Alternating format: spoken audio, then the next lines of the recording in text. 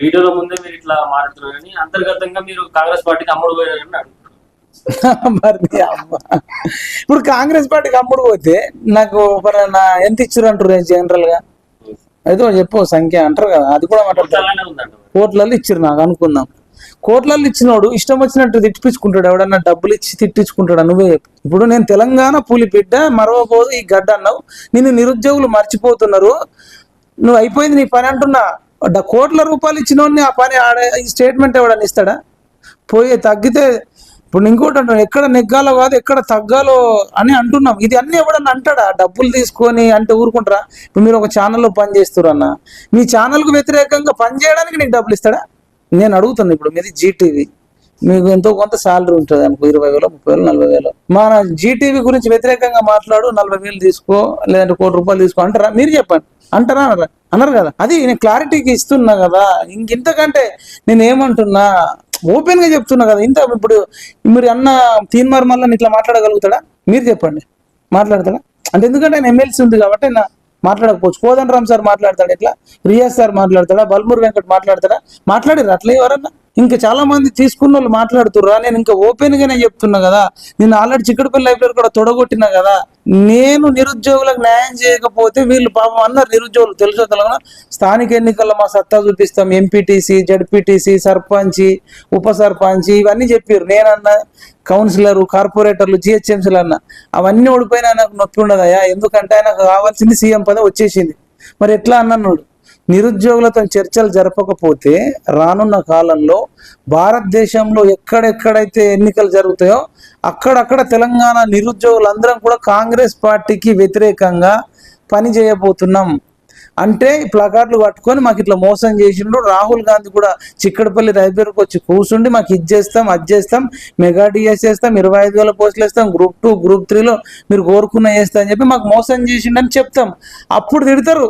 రేవంత్ రెడ్డికి ఫోన్ చేసి, ఏమయ్యా నిన్ను సీఎం చేస్తే మధ్యప్రదేశ్కి వస్తున్నారు, ఉత్తరప్రదేశ్కి వస్తున్నారు, రాజస్థాన్కి వస్తున్నారు, ఎక్కడ ఎన్నికలు ఉంటే అక్కడ పోయి ఆ రకంగా అన్నా తెచ్చుకుంటాం.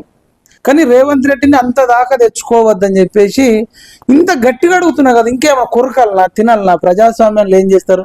ఒకవైపు మీరే ప్రశ్నిస్తలేరు అంటే అమ్ముడు పోయిరని మీరే అంటారు, ఇంకొక రకంగా ఇంకో రకంగా అంటారు. నేను ఏం చెప్పాలి మరి? అలా కాదన్నా, ఇప్పుడు గతంలో మనం చూసాము, గత 10 సంవత్సరాల నుంచి 9 సంవత్సరాల నుంచి మనం బీఆర్ఎస్ పార్టీ పరిపాలించింది. మరి ఎప్పుడు ప్రశ్నించింది? ఈ రోజు యువతులకు, నిరుద్యోగులకు మద్దతుగా హరీష్ రావు కూడా వచ్చారు. మరి మీరెందుకు వాళ్ళకు యువత కోసం బయటికి రావట్లేదు? బయట నేను వెళ్తున్నా బయట. ఇప్పుడు నేను ఎన్నడూ వెళ్ళలేదు. ఎన్నడన్నా ఖాళీగా ఉన్నానా? నేను ఎన్నడన్నా ఖాళీగా ఉంటే ప్రాబ్లం. నేను ఎన్నడూ ఖాళీగా ఉన్నా? నేను ఏది నిరుద్యోగులకి సమస్య మీద మాట్లాడలేవని చెప్పండి. అప్పటంతా రెచ్చిపోకపోవడానికి, అప్పటంతా తిరగకపోవడానికి అయితే రీజన్ చెప్పినా. హరీష్ రావు గారు వస్తున్నారు కదా. హరీష్ రావు ఒకటేసారి పోయిండబ్బా. నేను గాంధీ హాస్పిటల్కి 2 సార్లు పోయినా, చిక్కడపల్లి లైబ్రరీకి నేను 2 సార్లు పోయినా. హరీష్ రావు ఒకసారి కూడా పోలే. ఓయికి 2-3 సార్లు నేనే పోయినా. హరీష్ రావు కూడా ఒకసారి రాలే.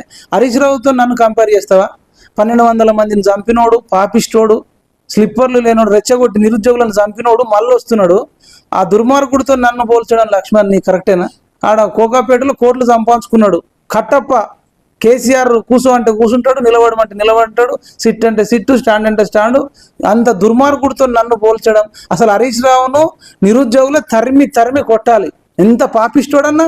అదే నిరుద్యోగులు హరీష్ రావు మద్దతు కూడా కోరుకుంటామని చెప్పి నేను అదే చెప్తున్నా. నిరుద్యోగులైనా సరే దయచేసి హరీష్ రావు సపోర్టర్స్ కు తీసుకోవాలనుకునేటోళ్ళు, బీఆర్ఎస్ సపోర్ట్ తీసుకోవాలనుకుంటే నేను విజ్ఞప్తి చెప్తున్నా, మీరు నయీం సపోర్ట్ ఇస్తే నయీంది కూడా తీసుకుంటారా?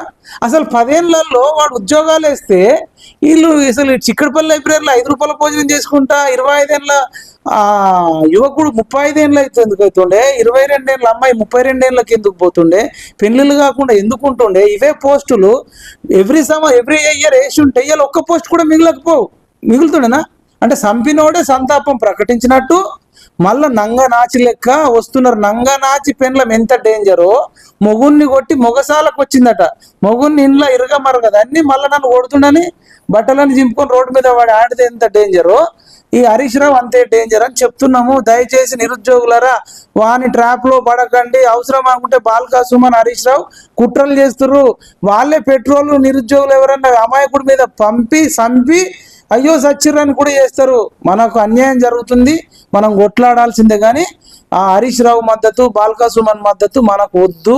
దయచేసి అర్థం చేసుకోండి, వాళ్ళ ట్రాప్ లో పడొద్దని నేను రిక్వెస్ట్ చేస్తాను. ఓకే, ఇలా మల్లన్న ఏదైతే లెటర్ పంపించిండో ఆ లెటర్ కు రెస్పాన్స్ కాకపోతే మల్లన్న ఏ చర్య తీసుకుంటే బాగుంటుంది? ఆయన డైరెక్ట్ ఇంటికి పోయి అడగాలి, వినకపోతే కూడా నిరుద్యోగులతో కలిసి ధర్నాలో పాల్గొనాలి. ఇంకా నేను నిజంగానే ఈ సాయంత్రం వరకు రాకపోతే రేపు వాళ్ళు టీజీపీఎస్సీ ముట్టడి ఉంది, ఆ ముట్టడిలో కూడా తీన్మార్ మల్లన్న రావాలి. క్యూ న్యూస్ లో కూడా ఈ నిరుద్యోగులకు సంబంధించిన న్యూస్ కవర్ చేయాలి. ఇక్కడ ఒకే టీవీ కవర్ చేసినంత కూడా క్యూ న్యూస్ కవర్ చేయట్లేదు నిరుద్యోగుల గురించి. Kaloji TV, legend TV, Z TV, Telangana T6 PMR 56 PMR cover చేసినంత కూడా క్యూ న్యూస్ కవర్ చేయట్లేదు. నిజానికి క్యూ న్యూస్ అనేది తెలంగాణలో ఒకప్పుడు నెంబర్ 1 ఛానల్ అని అంటుండే. మరి ఇప్పుడు ఈ ఛానల్ అన్నిటికంటే కూడా కవర్ చేయకపోతే ఆయననే చూసుకోవాలి, ఆయననే ఆత్మ పరిశీలన చేసుకోవాలి.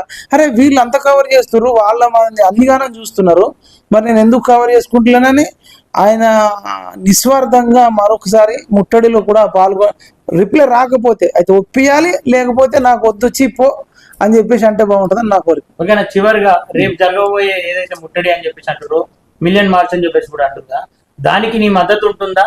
రేపటి ప్రోగ్రామ్ మీద మిలియన్ మార్చ్ అనేం కాదు కానీ కొన్ని వేలాది మంది నిరుద్యోగులు ముట్టడిస్తా అంటున్నారు. వాళ్ళ నిరుద్యోగులు తీసుకున్న నిర్ణయం. నేను PMR టీవీ ఛానల్ నుంచి అయితే కవరేజ్ చేయడానికి పోతాము.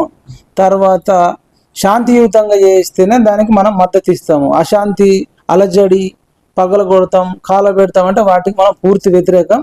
ఏదైనా ప్రజాస్వామ్యబద్ధంగా చెయ్యాలి అనేది నా కోరిక. మనందరం కూడా రేపు అక్కడ కలుసుకుందాం.